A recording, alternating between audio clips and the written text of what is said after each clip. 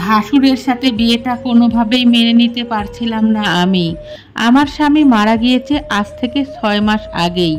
আর এই 6 মাসে আমার জীবনে নানান পরিস্থিতিতে পড়তে হয়েছে আমাকে। 18 বছর বয়সে আমার বিয়ে হওয়া, আর 23 বছর বয়সে আমি বিধবা হয়েছি।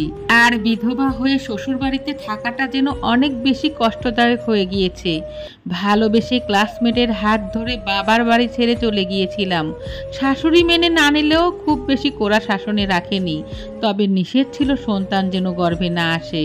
শাশুড়ি সবসময় আমাকে বলতো, আমি স্পষ্ট বলে দিচ্ছি তোমাকে, আমার সন্তান তোমার কাছে আসতে চাইবে, তুমি তাকে নিষেধ করবে, কখনো তুমি তাকে সুযোগ দিবে না। আমি চাই না এখনই কোনো সন্তান তোমার গর্ভে আসুক। আমি তখন বললাম, মা, ও তো আমার স্বামী, আমি তাকে কিভাবে আমার অধিকার থেকে তাকে বঞ্চিত করে রাখবো? তাছাড়া আমি ওকে কতদিনই বা আটকে রাখতে পারবো? যদি জোর করে আমার কাছে চলে আসে তাহলে হয়তো বা কোনোদিন আমার গর্ভে সন্তানও চলে আসতে পারে।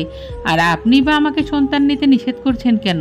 আপনার সন্তান আমাকে বিয়ে করেছে, আমাদের সন্তান হলে সেটা তো আর অবৈধ হবে না। আমার শাশুড়ি মুহূর্তেই বলে উঠল, কোনটা বৈধ আর কোনটা অবৈধ সেটা নিয়ে আমি তোমার সাথে তর্কে জড়াতে চাই না। আমি তোমাকে যেটা বলেছি সেটা তোমাকে মাথায় রাখতে হবে, না হলে তো আমি তোমাকে এ বাড়িতে থাকতে দিতে পারবো না। কেন আমাকে সন্তান নিতে দিবে না আমার শাশুড়ি, সেটা আমি সেদিন বুঝতে পারলাম। আমার বিয়ের 6 মাস পরে হুট করে আমার স্বামীর ডেঙ্গু হলো। কত ওষুধ, কত চিকিৎসা, কত কান্নাকাটি, কিন্তু কোনো কিছু ফেরাতে পারলাম না। আমার স্বামীর মৃত্যু হলো। শেষ সময় আমার স্বামী আমার শাশুড়ির হাত ধরে বলেছিল, আমার বউকে রেখে গেলাম তোমার কাছে, ওকে সাবধানে রেখো, অনেক ভরসা করে ওকে তোমার কাছে দিয়ে যাচ্ছি মা। যদি শেষ বিচারের দিন সুযোগ হয় তাহলে তখন কিন্তু আমি আমার আমানত তোমার কাছে দাবি করব। তখন আমার শাশুড়ি বলেছে, ও আমার মেয়ের মতো, ও আমার কাছে ভালোই থাকবে, তুই ওকে নিয়ে কোনো চিন্তা করিস না বাবা।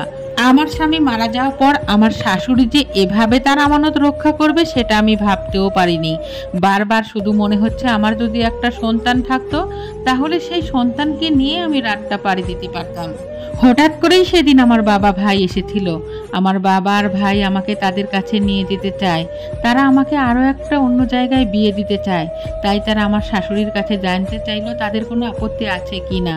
আমার বাবা বলল, আমার মেয়ের বয়স কম, আমি আবার ওকে বিয়ে দিতে চাই, আমি আশা করব আপনারা এতে কোনো আপত্তি করবেন না, আমরা আমাদের মেয়েকে নিয়ে যেতে এসেছি। প্রথমবার আমার শাশুড়ি একটু আপত্তি করলো। শাশুড়ি বলল, আমার ছেলে নাই তো কি হয়েছে, ও আমার মেয়ের মতো, আমি ওকে বাড়িতেই আগলে রাখবো। ওকে যদি আপনারা নিয়ে যান তাহলে আমি আমার ছেলের স্মৃতিটুকু হারিয়ে ফেলবো। কিন্তু পরক্ষণেই আবার চিন্তা করে, চোখের সামনে যুবতী পুত্রবধূ চোখের জল নিয়ে ঘোরাফেরা করবে, এটা আমি কি করে সহ্য করব। তাই আমার শাশুড়ি আর কোনো আপত্তি না করে আমার বাবার ভাইকে বলে, ঠিক আছে আপনারা ওকে নিয়ে যান, ওর জন্য যেটা ভালো আপনারা সেটাই করবেন। সেদিন আমি আমার বাবা ভাইয়ের সাথে যাওয়ার সময় আমার শাশুড়ি আমাকে কন্যা বিদায়ের মতো করে বিদায় দিলেন। আমি আমার বাবার বাড়িতে যাওয়ার 3 দিন পরে আমার শাশুড়ি আবার আমার বাবার বাড়িতে হাজির হলেন। আমার বাবার হাত ধরে খুব কান্নাকাটি করে বললেন, বিআই সাহেব, আমি আপনার মেয়েকে আমার কাছে রাখতে চাই, আমি হাবিবাকে আমার মেয়ের মতোই মনে করি, তাই অনুরোধ করছি আপনি ওকে আমার বড় ছেলের জন্য দিয়ে দিন। আমি আমার শাশুড়ির কোথায় আপত্তি করলাম যে, এটা কি বলেন মা আপনি, এটা কিভাবে সম্ভব, আমি আমার স্বামীর ভাগ কাউকে দিতে পারবো না। তখন আমার শাশুড়ি আমার হাত ধরে বলে, মারে, আমি যখন গর্ভবতী ছিলাম তখন জন্মের সময় আমার প্রথম সন্তানটা মারা যায়। সেদিন সন্তান হারার বেদনা আমাকে কুরে কুরে খাচ্ছিল। তারপর অনেক চিকিৎসার পর আমার বড় সন্তানের জন্ম হয়। আমার বড় সন্তান জন্মের 2 বছর পর জন্ম নিল সাফিন। সাফিনের জন্মের পর আমার জরায়ুটা কেটে ফেলতে হয়েছিল, জন্যই আমি তোমাদেরকে সন্তান নিতে নিষেধ করেছিলাম। আমি চাইছিলাম তুমি ছোট্ট একটা মেয়ে, কিছুদিন যাক, কিছু বড় হও, তারপর সন্তান নেবে, তখন আর তোমার কোনো ক্ষতি হবে না, এতে করে তোমাদেরও সব ইচ্ছা পূরণ হবে। একথা ভেবে আমি তোমাকে সন্তান নিতে বারণ করেছি মা।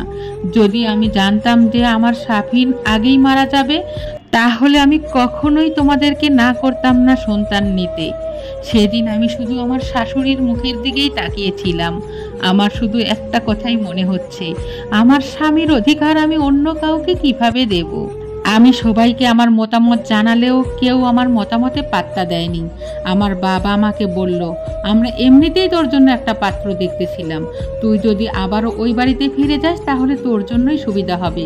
লেখাপড়ার জন্য আমার বড় ভাসুর জাপানে গিয়েছিল, কথা ছিল যে আমার স্বামীকেও সে জাপানে নিয়ে যাবে, কিন্তু আমরা পালিয়ে বিয়ে করেছিলাম, এজন্য আমার ভাসুরের আগেই আমার স্বামীর বিয়ে করে ফেলেছে। এক পর্যায়ে আমার বড় ভাসুর আমার সাথে আলাদাভাবে কথা বলতে চাইলেন। তিনি আমাকে বললেন, আমাদের এই বিয়েতে তোমার কি কোনো আলাদা মতামত আছে? আমি তাকে বললাম, আমি একজন বিধবা মেয়ে, আমাকে কিভাবে আপনি বিয়েতে সম্মতি দেন? তারপর সে আমাকে বলল, আমি তোমাকে বিয়ে করছি শুধুমাত্র আমার মায়ের ইচ্ছে পূরণের জন্য। আমার মা তোমাকে অনেক ভালোবাসে, তাছাড়া আপনিও তো শাফিনকে অনেক বেশি ভালোবাসতেন, তাই তার মায়ের প্রতি আপনারও কিছু দায়িত্ব থাকে। আপনি যদি চান আমাকে স্বামী হিসেবে গ্রহণ করতে পারেন, আর যদি না চান তাতেও কোনো সমস্যা নেই। সেদিন আমি আমার ভাসুরের কথায় রাজি হয়ে গেলাম বিয়েতে। আজ আমার বিয়ের দিন আমার শাশুড়ি আসলেন আমাকে নিতে, আমাকে নাকি পরীর মতো লাগছে। আজ তার ঘরের মেয়েকে ঘরে ফিরে নিয়ে যাবেন, একথা বলে তিনি আমাকে জড়িয়ে ধরলেন। আমাদের পরিকল্পনার বাহিরেও মহান আল্লাহ তাআলা আমাদের জন্য অনেক কিছু পরিকল্পনা করে রাখেন। ভাগ্যের লিখন আপনি কখনো খণ্ডাতে পারবেন না। আপনার কপালে যেটা আছে সেটা আপনার সাথে হবেই, আর মহান আল্লাহ তাআলা যেটা আমাদের জন্য ভালো সেটাই আমাদের জন্য নির্ধারণ করবেন।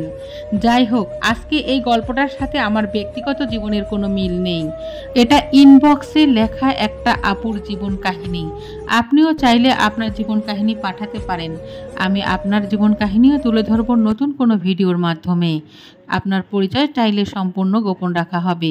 আর এইরকম নতুন নতুন ভিডিও পেতে চাইলে আমার পেজটা ফলো করে লাইক, কমেন্ট, শেয়ার করবেন, তাহলে